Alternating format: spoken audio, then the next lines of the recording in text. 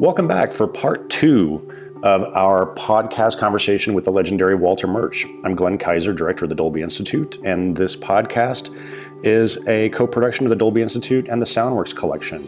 If you missed part 1 of the conversation with Walter, he took some questions from Ren Kleiss and Gary Rydstrom, talked about his work in documentary films, had an in-depth conversation about some scenes from Apocalypse Now in the conversation, and then we talked quite a bit about music and the use of music in The Godfather and The English Patient. So if you missed it, check that out. And right now, we'll just dive right in with part 2 of the conversation with Walter Murch. There's emerged a little bit of conventional wisdom that I'm curious to get your take on, that this era of modern sound design sort of originated with the work that you and the team did on Apocalypse.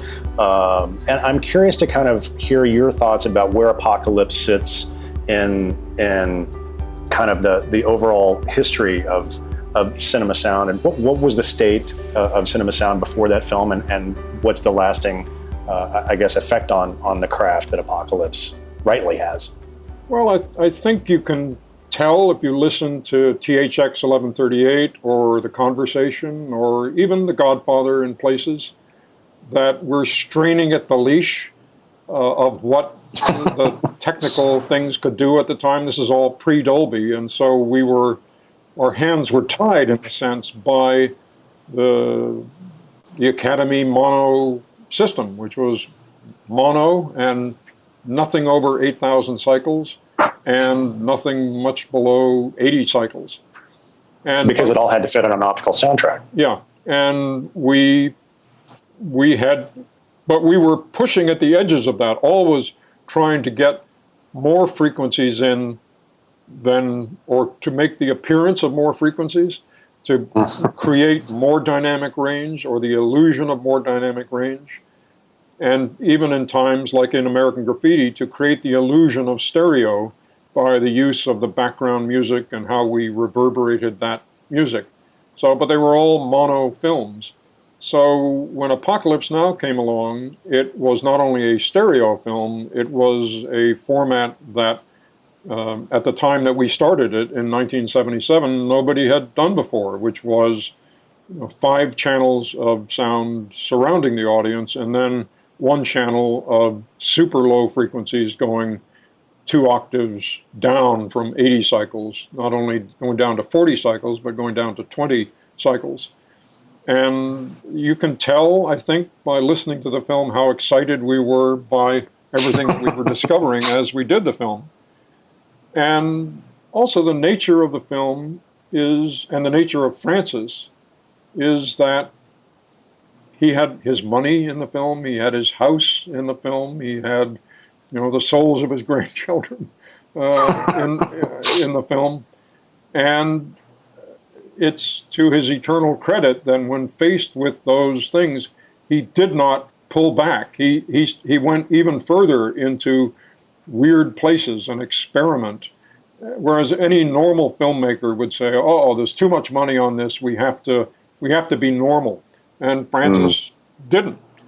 And so we were encouraged in the editing. Look at the first 6 minutes of the film and you can see. And we were encouraged in the sound design to go out there and to be strange.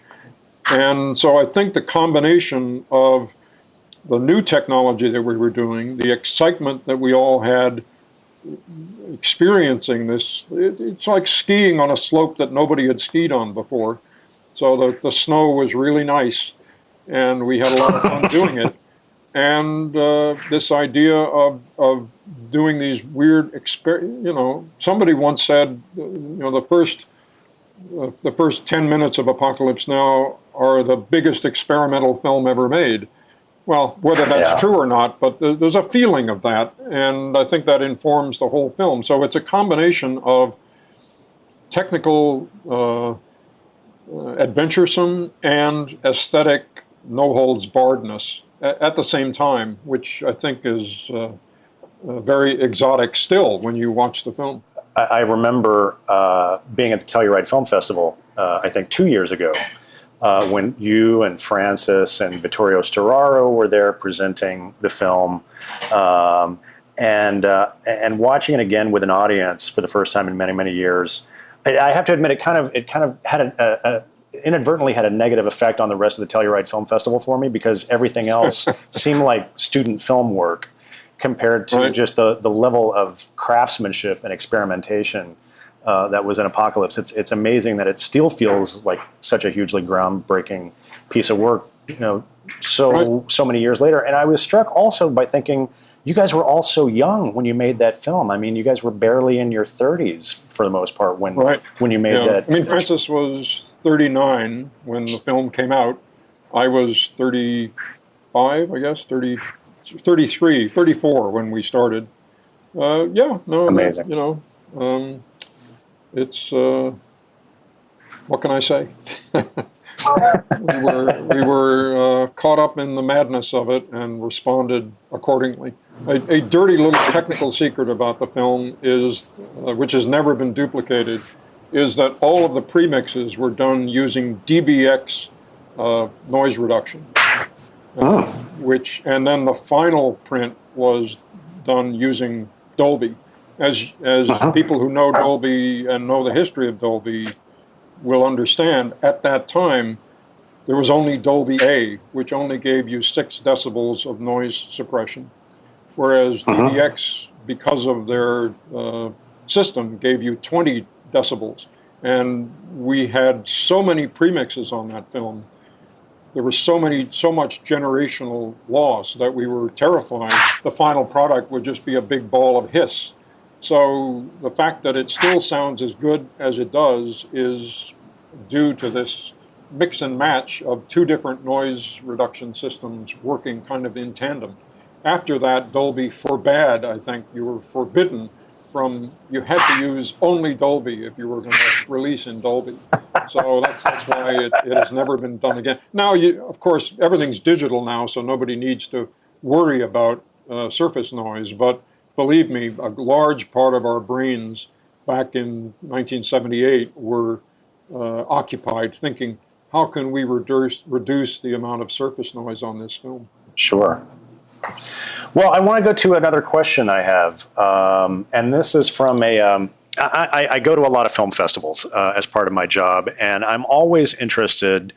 My ears always perk up when I experience a low-budget independent film that has really great sound work, because it doesn't happen all that often, quite frankly. And at Sundance this past year, I had the experience of watching a movie, The Fitz, which was directed by Anna Rose Holmer, who is a young filmmaker working in New York, and it's about kind of a psychosomatic series of fits and hysteria in an all-girls school. But the soundtrack was done by this amazing young man, Chris Foster, working in New York. And so he and I became friendly. And when I told him I was going to interview you, he had a question for you, which he says, I've recently been brought on to sound design and mix a low-budget independent film, and the filmmakers would like to involve me in the picture editorial process, which I feel very fortunate about. I'm curious on your thoughts on how I should best utilize this stage of the post-process as the picture is being formed, and particularly in the case, this is a fairly straightforward, naturalistic script film. How do you think I can practically benefit the overall film so early in the process? And so that's Chris's question. And I think he's getting at something interesting here, which is, what's the role of sound design in what I think some people would consider a pretty straightforward, naturalistic film?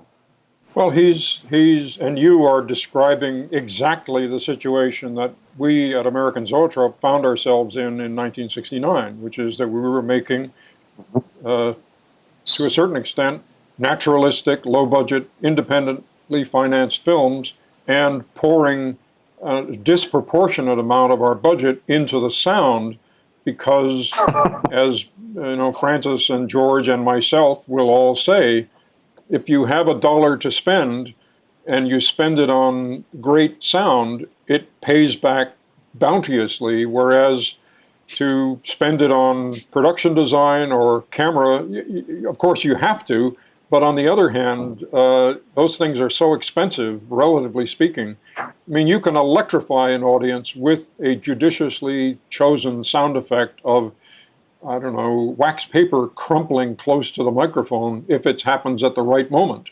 You can send the theater into overdrive. So that was our rationale, is that we didn't have much money and we wanted to create the biggest effect. So let's put more money into sound than other people do, because we get literally more bang for our buck. And THX, as a science fiction film, which was shot all on real locations in 1969 San Francisco, it depended to a tremendous amount on the sound to create this sense of another universe, another world. That's right. Several hundred years in the future. But the Rain People is pretty much as your friend is describing. It was a road trip film, and conversation, although it's different because it's about a sound man, so you're asking the audience to share this man's psychology, and because he's a sound recorder, Harry Cole, you as the audience tend to think about sound in a way that you don't if you're watching, say, The Rain People, a wife on the run from her husband wondering if she should get a divorce or what. So on THX, and I might add on Star Wars, part of George's idea was to have the sound effects be worked on during the shooting and during the editing. So as early as possible to hire the sound designer. We called it sound montage then, but have somebody thinking about sound during the shooting and have them thinking about sound during the editing and adding things. This is all way pre-digital, so you can imagine the technical complexity of doing that back then. But you have to find the sweet spot for every film in terms of what sound can contribute. As a general rule, I have found that you can push the sound always further than you think you can. Clearly, there are times where you can push it too far, but pretty much the film will always tell you, you've gone too far. But I think basically the sound will always say, you have to listen carefully, but the soundtrack will say, go further, go weirder, go deeper, do something more tangential to what we're looking at. Don't simply duplicate what we're looking at, but think of the psychology of the characters and how you can subtly, and sometimes, as in the Godfather murder scene, not so subtly, underline a psychological state with carefully chosen sound. And if you're lucky and correct in your choices, you can get away literally with murder in a good creative sense. But you can always go further than you think you can, and if you have the time and and it sounds like in this case the filmmakers are giving time, which is the most valuable thing, and the lack of time is probably the thing that holds back the work more than anything else. Well, I think it also it alleviates a common problem, which is if the sound team swoops in at the last minute and ladles on all of this extra material, the filmmaker hasn't lived with it. The filmmaker isn't used to it, and often I think there's kind of an allergic reaction to it. Right. Yeah, that's a very good case for certainly what I try to do, and I know the Coen brothers do it too, working with Skip, is that Skip will bring in the sound early and give the editors, in this case the Coen brothers themselves, in a sense, premixes of the sound effects that they can lay up on a couple of the tracks of the picture edit, so that, just as you said, they get used to this approach. They've been working with Skip for the last 1,000 years, so they all know each other and know their approach very well. But nonetheless, it really does help, and it's the technology that we have today enables it to get used to these sounds so that, in the end, the mix isn't the filmmaker being hit with a wall of sound that is mostly chaotic, that you have to thread your way through. Now, and I think this is generally true, and that now, because of what we do digitally, the final mix is really just a place to hear it all together in a large acoustical space and shake holy water on it and make a few tweaks here and there. But you are not, as we were in the old days, we were creating the soundtrack in the mix. Now the creation happens in the sound design rooms or just on the geniuses with their laptops. And you hear it all together because you're listening to the premixes as you're editing the picture. And then, okay, we've scheduled 5 days for the mix because that's all we need. You just have to listen to these premixes, maybe do a little finessing, balancing of things, given the acoustical space of the theater, and then you're done. You started answering that question by talking about the early days of Zoetrope, which actually kind of leads into the question that Randy Thom had for you. Randy, obviously, a very well-known sound designer and mixer in our business who's worked on The Revenant and The Incredibles and Castaway and Forrest Gump and numerous other pictures. But there's a lot of, I think, legend about those early days of Zoetrope and the work that you guys all did together when you moved back up to San Francisco. And I think part of that legend is that there was a lot of cross-pollination and people were collaborating on everyone else's scripts, and there was just a very sort of collegial atmosphere. So Randy was curious about the evolution of Carroll Ballard's film, The Black Stallion, which kind of came out of that very fertile period of Zoetrope. And so Randy writes, the first half of that film is an amazing tour de force for sound design, beginning with the shipwreck and then with the boy and the horse alone on the island. So Randy wonders if you could talk a little bit about that in light of that particular film, writing film scripts with sound in mind, thinking about sound as you're at the very beginning of the process as you're writing. Yeah.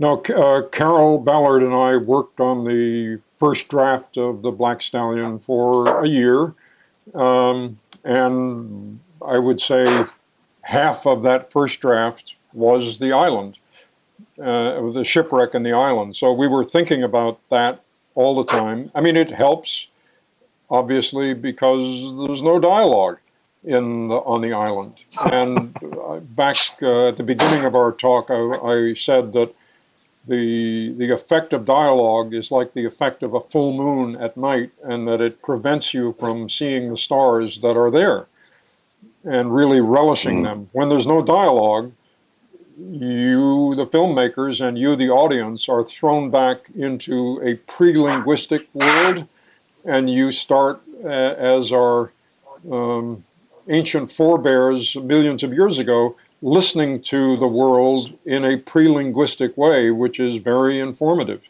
And it's still available to us. It's just that it's usually drowned out by the Klieg lights of dialogue that occupy such a big psychic space.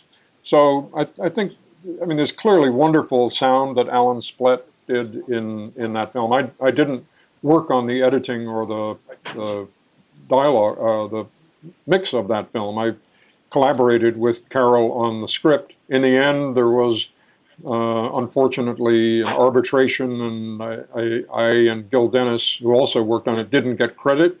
It's a crime against nature, but that's in the past. I think also Carroll, I remember, as we were writing, we'd come up on a scene in which there was dialogue, and I would notice a certain sag to his shoulders when I came in the morning. I'd say, "What's the matter, Carroll?" And I knew what the matter was, and he'd say, "We're going to have to write another blab scene." And dialogue to him is just blab, blab, blab, blab. And so he was very happy anytime there was no dialogue, because it was just images and sound. And that's paradise for Carroll Ballard. No. But you're right in that there's a tremendous amount of cross-fertilization. We left Los Angeles in 1969 because we had all had a great time in film school. Francis had gone to UCLA, George and I had gone to USC. But we had all had a great time in film school, and we were depressed when we got out of film school to discover that filmmaking in Hollywood was very regimented, and everyone had their little box, and you couldn't do this kind of cross-fertilization that we had all experienced in film school. So we left, and we went to San Francisco, where the unions were not as restrictive, and that allowed us to do all of this cross-fertilization work of writing scripts and editing and directing and mixing and coding films and doing all of the crazy things that you had to do to film. Everyone pitched in, and it was great. You mentioned film school, and I get asked by young people who are aspiring to be in the business all the time, is film school a good idea? Should I go to film school? And obviously, I think you've talked about the fact that film school is radically different now than it was when you were studying at USC, because I think when you were at USC, there really wasn't an expectation that people in film school would go on to have a career in film. Just the opposite. If you went to film school, it was a black mark against you because you were on your high horse. You knew things, you knew book learning, but you didn't know the smell of gunpowder in the trenches. So it was a counter-indication to go to film school. So what's your advice, as I often get questions from young people and trying to break into the industry? Should I go to film school? What are your thoughts on the validity of film school these days? I think there are two things to keep in mind. That if you are a super talented filmmaker and you have 6 spare weeks, you can learn everything you need to know to get off the starting blocks about filmmaking and just start making your movies, whatever that means. You have to get financing and everything, but filmmaking is not like medicine or law or any of these other professional crafts where you have to spend years learning the duodenal connection between your stomach and your brain. You just get out there and do it. That would apply to the 3 or 4 Mozartian filmmakers that come along every year who are they just know how to do it. Right. You do need the companionship of other filmmakers to teach you things and to alleviate your doubts and to go have a beer with and to cry in your beer.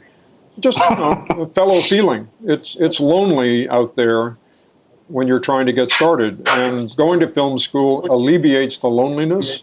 You'll make friends, and then on a practical level, the chances of one of you, let's say there are a group of 6 of you, the chances of one of you landing a film is better than the chances of any one of you alone. So one of you 6 might get something, Sure. And then that person might say, come on, come help me. And then now you're working in the business. So there's a practical aspect to it, which certainly was true in my case. That's how I got started in features, was having gone to film school with George, who won the scholarship to go to Warner Brothers. I was his competition. There were the 2 of us in the final thing. He won it, but he met Francis there, and they got along great, and that's how I wound up working on Rain People. So the first decade or so of your career was marked by working closely with George and Francis, and temperamentally, they're pretty different guys. How was the process for you? I'm sure that they needed very different things from you. How did you kind of navigate that territory with the 2 of them? Yeah, they are different. Francis is a real gambler, and on many different levels simultaneously. George, in a big sense, is a gambler. I mean, anyone who sets out to make Star Wars is gambling tremendously at that time because everyone thought this will never work. But on the other hand, there are large parts of George that are very sensible, and he's a very good businessman. I mean, they're both good businessmen in a sense, but they approach it from the opposite end of the spectrum. And it was great for me because it was like being in Finland and jumping in the icy lake and then running back to the sauna and warming up and then running outside to jump in the icy lake. I won't say which of George or Francis was the sauna or the icy lake, but they were so different. But the contrast was fantastic. That's great. Well, I do, just another couple of questions. You've been very patient with this whole process. So I have a question for you from Will Files, who is, I used to refer to him as an up-and-coming sound designer, but he's pretty up-and-come already. He worked on Deadpool recently and Dawn of the Planet of the Apes and Star Trek Into Darkness. So Will writes, I'm almost embarrassed to pose such a process-oriented question, but I can't help myself. One of my favorite sound moments in any movie is the opening surveillance scene in The Conversation, and then the subsequent scenes of Harry Call analyzing the sounds in his lab. The distinctive way the sounds are distorted are both interesting to the ear, but also very evocative, and instantly help the audience understand what's happening. I've always been so curious to know how you actually created those sounds and how you arrived at that particular sound treatment. I was working on The Godfather, mixing The Godfather down at what used to be Goldwyn Studios, and rumor came out that somebody in Salt Lake City at the university was working on digital sound. So I knew that digital sound was hovering around. And I began thinking, well, if digital sound is coming, where are we going to put it on the film? And so as we were mixing The Godfather, I would throw the film out of rack. It was a 1.8.5 film, and I was thinking, we can put all of the digital information in between the frames of a 1.8.5 film. And in a sense, that's sort of what happened. It turned out to be in between the sprockets and, The sprockets, yes. Put it wherever we could put it. Anyway, I was thinking digital. And then after Godfather, Francis went on to make Conversation. And there's a scene in The Conversation where Harry Call pulls out one of his devices, turns a knob, and music disappears, and you hear a voice that's in the background. And I said, well, that's clearly impossible using any analog techniques, but it's at least theoretically possible using digital techniques. If you could analyze the music and then subtract all of the musical information, you would be left with whatever wasn't music, which is to say the dialogue. So that means that Harry Call is using digital technology before it was even invented. That's what I said to myself. And that also helped me to solve a problem at the beginning of the film, which is the question, which is how do we show and hear sound that is not being correctly recorded? If it's analog, all it does is kind of go off mic, but that's not clear enough. So I thought, well, if it's digital, then there's got to be some kind of matrixing involved. And when it goes off matrix, it will go into digital distortion. This is before I'd ever heard any. So I thought, what will digital distortion sound like when it comes? And that's when I pulled out the ARP synthesizer that we had and started experimenting with square waves as control tracks for the audio. And I just kept twiddling it until I got something that said, that's a digital sound. And then I started pouring it onto the film right from the beginning to get the ear used to the sound, because that's the sound. When things aren't working, that's what it sounds like.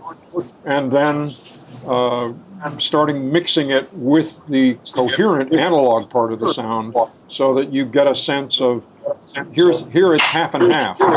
Anyway, then it wound up squirreling itself into all different places in the film. But that was the origin of it, was trying to imagine what digital sound was like before digital sound had been really invented. That is amazing. And you hit on something that sounds very much like the digital distortion that we have right now with, for instance, an intermittent Skype connection. Yes, exactly. Yeah. Well, Walter, I think we're towards the end of our conversation here. I really want to thank you for spending the time to talk to us Sure. about film, sound, and editing. And I just wanted to say anecdotally that one of the great bits of fun about communicating with you about setting up this interview is your email signatures. Now, is this an automated thing that populates, or do you actually you send all these interesting things on the signatures of your email about pufferfish love at the bottom of the ocean, of the Sea of Japan, or how much water is there on the Earth? All these interesting sort of natural science things. Yeah, no, I just, I have about 20 of them, and they're on auto rotate. So when I make an email, one of them at random gets put on the email. And I have to do a little bit of due diligence, thinking, well, the person I'm writing to now wouldn't really get this one, so let me select something else. But I don't do that with you. You get the raw deal. You get whatever comes up, because you can take it, Glenn. Well, I appreciate that, Walter. Well, it also, to me, just speaks to one of the fascinating things about you, which is that you're so engaged with the natural world around you. I think it makes you a more interesting filmmaker. That's for sure. Well, it certainly has been an interesting ride. Yeah. Walter, thanks so much. It was a pleasure talking to you today. Okay, my pleasure.